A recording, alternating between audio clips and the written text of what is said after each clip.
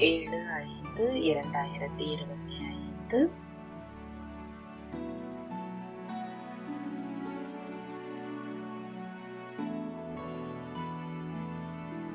இனிமையான குழந்தைகளே, ஞானம் யோகத்தினால் நம்பிக்கை ஏற்படுகிறது. காட்சிகள் பார்ப்பதால் இல்லை. நாடகத்தில் காட்சிகள் பார்ப்பதும் நிச்சயிக்கப்பட்டுள்ளது. மற்றபடி அதனால் யாருக்கும் நன்மை இல்லை. கேள்வி: பாபா எந்த சக்தியை காண்பிப்பது இல்லை, ஆனால் பாபாவிடம் மந்திர சக்தி உள்ளது. பதில்: பகவான் சக்திசாலியானவர். அவர் இறந்தவர்களை கூட பிழைக்க வைக்க முடியும் என மனிதர்கள் நினைக்கிறார்கள். ஆனால் இந்த சக்தியை நான் காண்பிப்பது இல்லை என பாபா கூறுகின்றார். மற்றபடி யாராவது தீவிரமான பக்தி செய்தால் அவர்களுக்கு காட்சியை அளிக்கிறேன். இதுவும் நாடகத்தில் நிச்சயிக்கப்பட்டு இருக்கிறது. காட்சி செய்விக்க கூடிய மந்திர சக்தி பாபாவிடம் இருக்கிறது. ஆகவே அநேக குழந்தைகளுக்கு வீட்டில் இருந்தபடியே பிரம்மா அல்லது ஸ்ரீ கிருஷ்ணரின் காட்சிகள் கிடைக்கிறது. பாடல்: யார் வந்தது மனம் என்னும் வாயிலில். ஓம் சாந்தி. இது குழந்தைகளின் அனுபவத்தின் பாடலாகும். அநேக சத்சங்கங்கள் இருக்கிறது. முக்கியமாக பாரதத்தில் அநேக சத்சங்கம் இருக்கிறது. பல வழிகள் இருக்கிறது. உண்மையில் அது சத்சங்கம் கிடையாது. சத்சங்கம் ஒன்றுதான். அங்கே நீங்கள் யாராவது ஒரு வித்வான், ஆச்சாரியர், பண்டிதர்களின் முகத்தை பார்த்தீர்கள் என்றால் புத்தி அந்த பக்கமாக செல்கிறது. எங்கேயோ வினோதமான விஷயமாகும். இந்த சத்சங்கம் இந்த சங்கம யுகத்தில் ஒரு முறைதான் நடக்கிறது. இது முற்றிலும் புதிய விஷயமாகும். அந்த எல்லையற்ற தந்தைக்கு ஷரீரம் எதுவும் இல்லை. நான் உங்களுடைய நிராகார சிவ தந்தை என கூறுகிறார். நீங்கள் மற்ற சத்சங்கங்களில் செல்லும் பொழுது ஷரீரங்களை தான் பார்க்கிறீர்கள். சாஸ்திரங்களை நினைவு செய்து கூறுகிறார்கள். பல்வேறு விதமான சாஸ்திரங்கள் இருக்கிறது. அதை நீங்கள் பல பிறவிகளாக கேட்டுக்கொண்டு வந்துள்ளீர்கள். இப்பொழுது இது புதிய விஷயம் ஆகும். புத்தியின் மூலமாக ஆத்மா தெரிந்து கொள்கிறது. ஓ என்னுடைய செல்லமான குழந்தைகளே, ஓ என்னுடைய சாலி கிராமங்களே, 5000 வருடங்களுக்கு முன்பு இந்த ஷரீரத்தின் மூலமாக பாபா படிக்க வைத்தார் என குழந்தைகளாகிய நீங்கள் அறிகிறீர்கள் என பாபா கூறுகின்றார். உங்களுடைய புத்தி ஒரே அடியாக வெகு தொலைவிற்கு செல்கிறது. எனவே பாபா வந்திருக்கிறார். பாபா என்ற வார்த்தை எவ்வளவு இனிமையாக இருக்கிறது.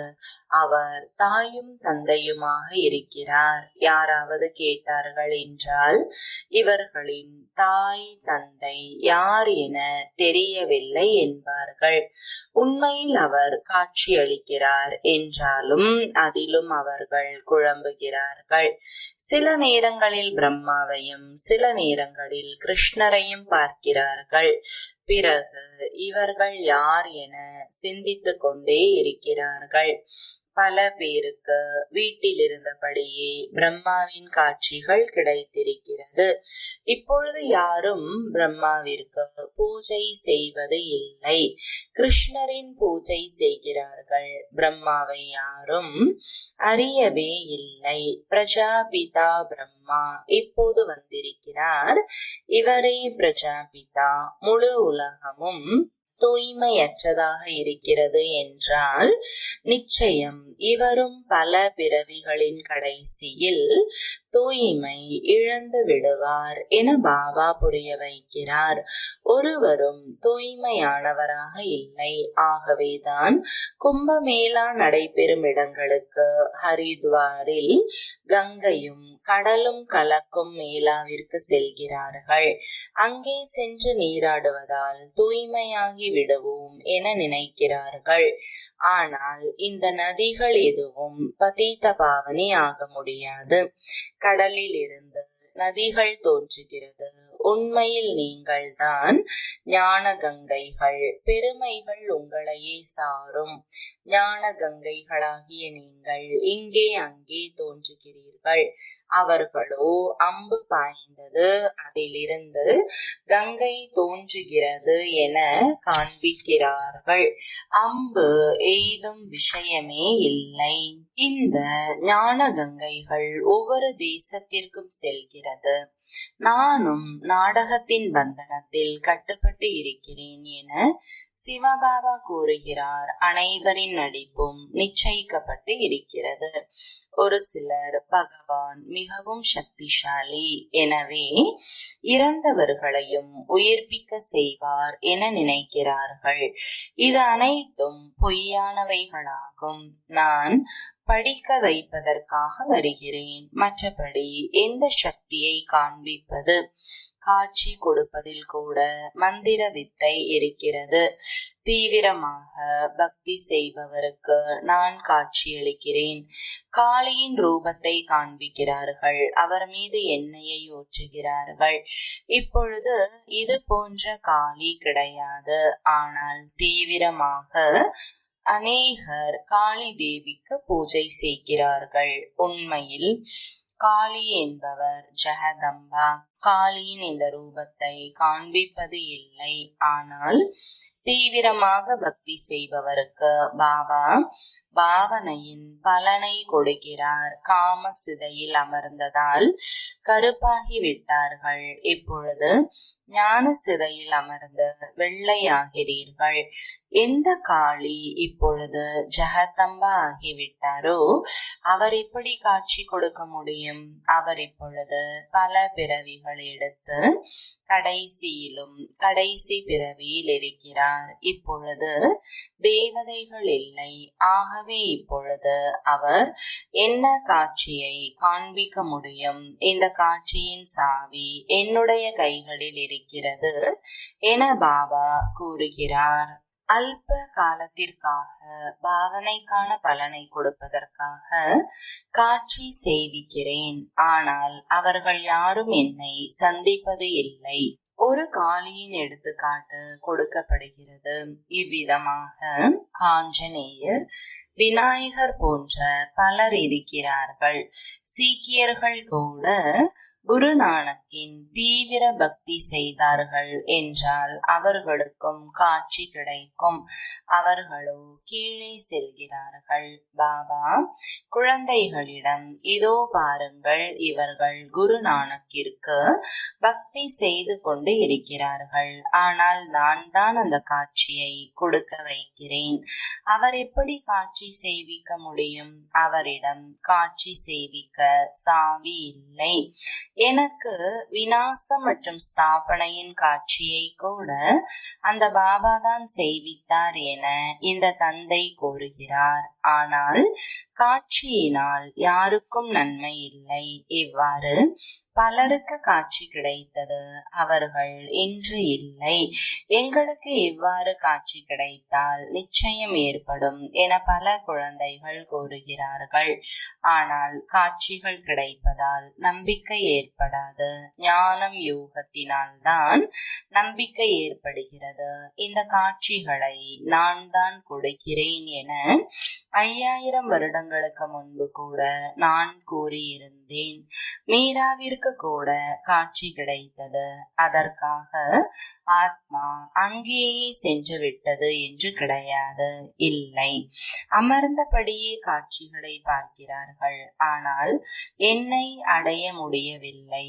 எந்த ஒரு விஷயத்தில் சந்தேகம் ஏற்பட்டாலும் பிராமணியிடம் கேளுங்கள் என பாபா கூறுகிறார். குழந்தைகள் வரிசைப்படியாக இருக்கிறார்கள் என அறிகிறீர்கள். நதிகளும் வரிசைப்படியாக இருக்கிறது. சில குளங்கள் இருக்கிறது, மிகவும் அழுக்காக இருக்கிறது. தண்ணீர் துர்நாற்றம் வீசுகிறது. அங்கேயும் மனிதர்கள் சிரத்தையுடன் பாவனையுடன் செல்கிறார்கள். அது பக்தியின் குருட்டு நம்பிக்கை ஆகும். ஒரு பொழுதும் யாரையும் யாரையும் பக்தியை விட்டுவிட செய்யக்கூடாது. ஞானத்தில் வரும் பொழுது தானாகவே பக்தியை விட்டு விடுவார்கள்.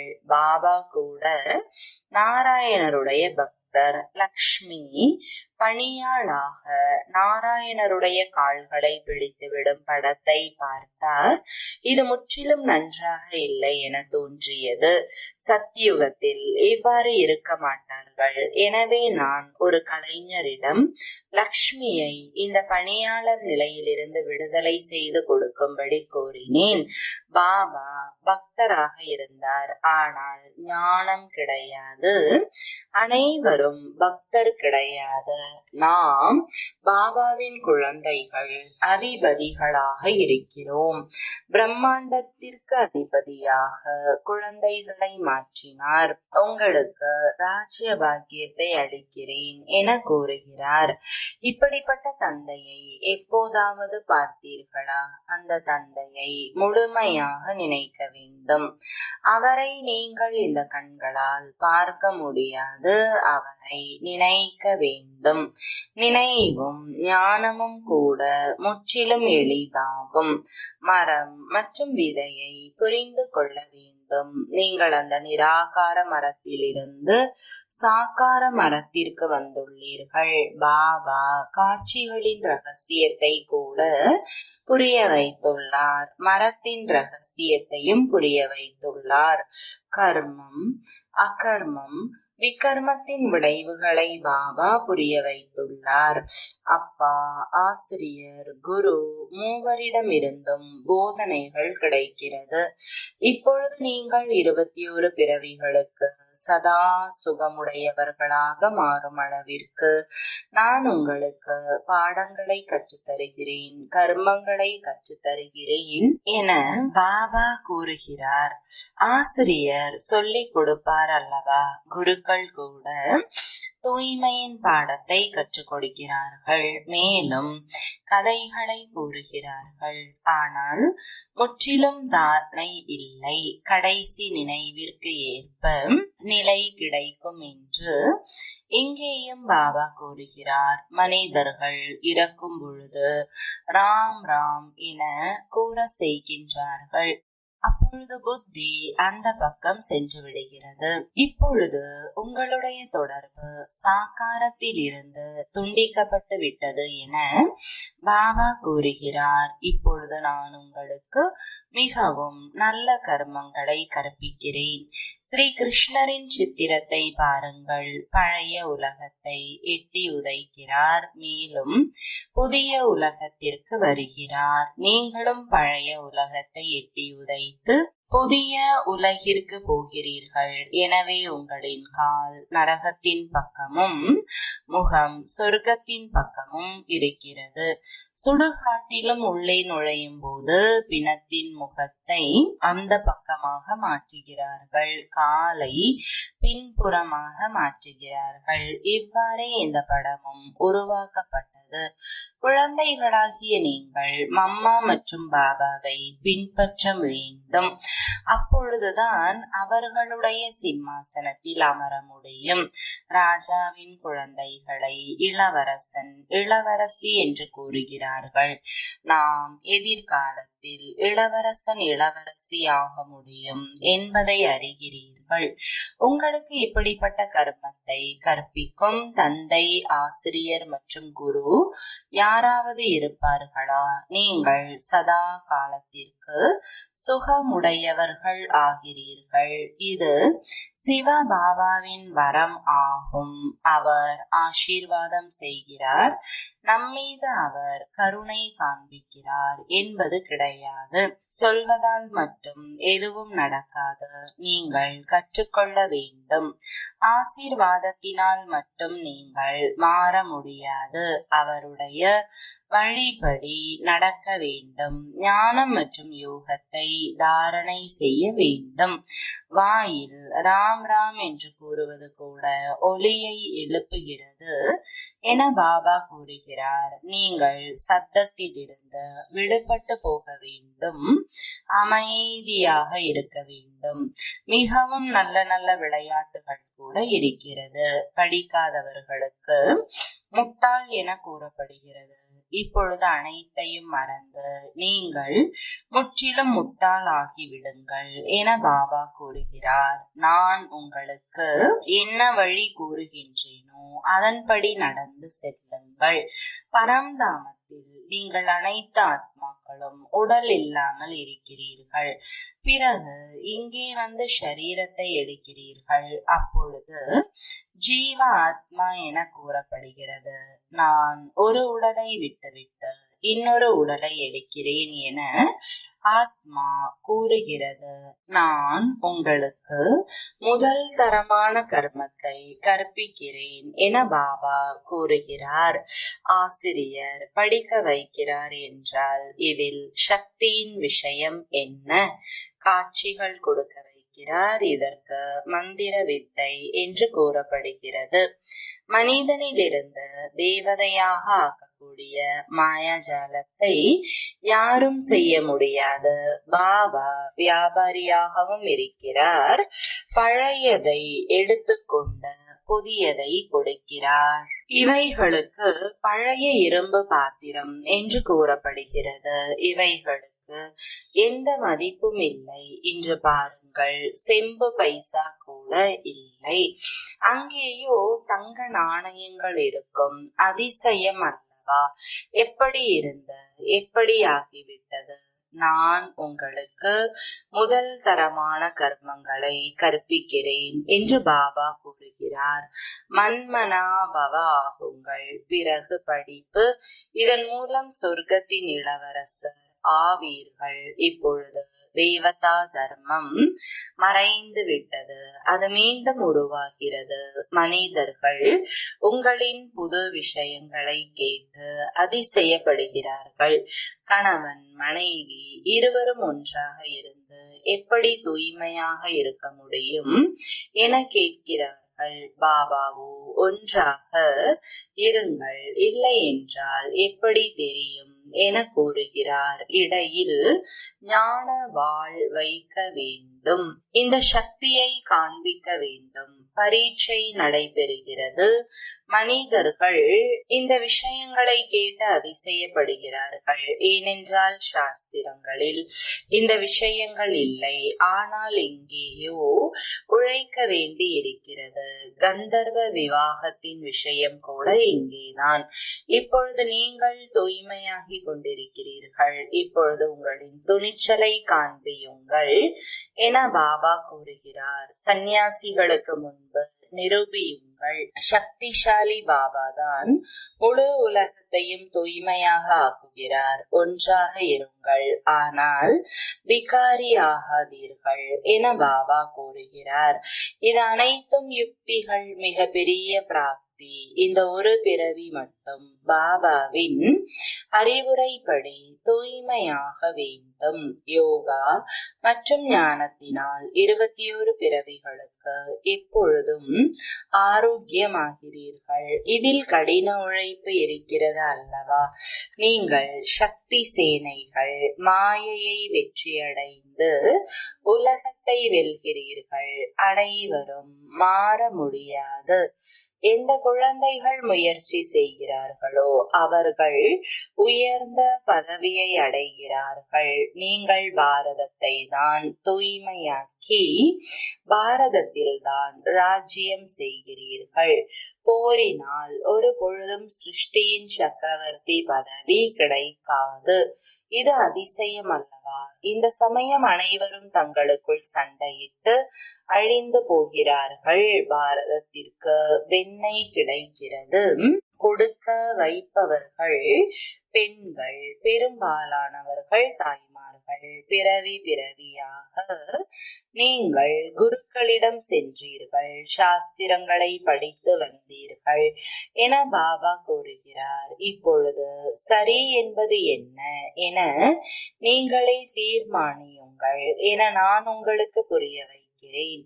சத்யுகம் என்பது உண்மையான உலகம். மாயைதான் தவறானதாக மாற்றுகிறது. வருகிறது. இப்போது பாரதவாசிகள் தார்மீகமற்றவர்களாக மாறி இருக்கிறார்கள். தர்மமே இல்லை, ஆகவே சக்தியும் இல்லை. தார்மீகமற்றவராகவும் சரியான முறையற்றவர்களாகவும் சட்டத்திற்கு எதிரானவர்களாகவும் ஏழைகளாகவும் மாறியிருக்கிறார்கள். எல்லையற்ற தந்தையாக இருப்பதால் எல்லையற்ற விஷயங்களை புரிய வைக்கிறார். உங்களை மதம்தான் மிகவும் சக்திசாலியாக மாற்றுகிறது என கூறுகிறார். சொர்க்கத்தை உருவாக்குவது சக்திசாலியானவருடைய வேலையாகும். ஆனால் குப்தமாக இருக்கிறார். குப்தமான போர் வீரர்கள் இருக்கிறார்கள். பாபாவிற்கு குழந்தைகளிடம் அதிகமான அன்பு இருக்கிறது. வழி காண்பிக்கிறார். தந்தையின் வழி, ஆசிரியரின் வழி, குருவின் வழி, பொற்கொள்ளரின் வழி, வண்ணானின் வழி, இதில் அனைத்து வழிகளும் வருகிறது. நல்லது. இனிமையிலும் இனிமையான காணாமல் போய் கண்டெடுக்கப்பட்ட செல்லமான குழந்தைகளுக்கு தாயும் தந்தையுமாகிய பாப்தாதாவின் அன்பு நினைவுகள் மற்றும் காலை வணக்கங்கள். ஆன்மீக குழந்தைகளுக்கு ஆன்மீக தந்தையின் வணக்கங்கள். ஆன்மீக தந்தைக்கு ஆன்மீக குழந்தைகளின் அன்பு நினைவுகளும் வணக்கங்களும். தாரணைக்கான முக்கிய சாரம். முதலாவது, இந்த ஒரு கடைசி பிறவியில் பாபாவின் கட்டளைப்படி நடந்து இல்லறத்தில் இருந்து கொண்டே தூய்மையாக இருக்க வேண்டும். இதில் துணிவை காண்பிக்க வேண்டும். இரண்டாவது, ஸ்ரீமத் படி உயர்ந்த கர்மங்களை செய்ய வேண்டும். சப்தத்திலிருந்து விடுபட வேண்டும்.